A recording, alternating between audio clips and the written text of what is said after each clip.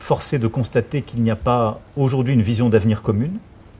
Force est de constater que le rééquilibrage n'a pas permis de réduire les inégalités économiques et sociales, elles se sont même accrues. Et que les discussions que j'ai pu avoir avec les responsables politiques, économiques, comme la société civile, disent clairement que les inégalités sociales ont continué de s'accroître et que pour partie, sans en rien le justifier, elles nourrissent aussi une part du racisme qui a réémergé depuis 11 jours et en quelque sorte d'une manière inédite dans son caractère désinhibé et assumé. De la même manière, ayons l'honnêteté de reconnaître que les référendums qui étaient prévus par ces accords n'ont pas pacifié les choses.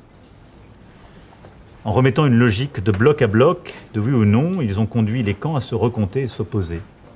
Et donc c'est aussi fort de ces enseignements que nous devons penser la méthode pour l'avenir. Nous avons strictement appliqué ces accords. Et je veux ici d'ailleurs le rappeler quand j'entends ce qui est parfois dit ou commenté. Ces accords prévoyaient 3 référendums.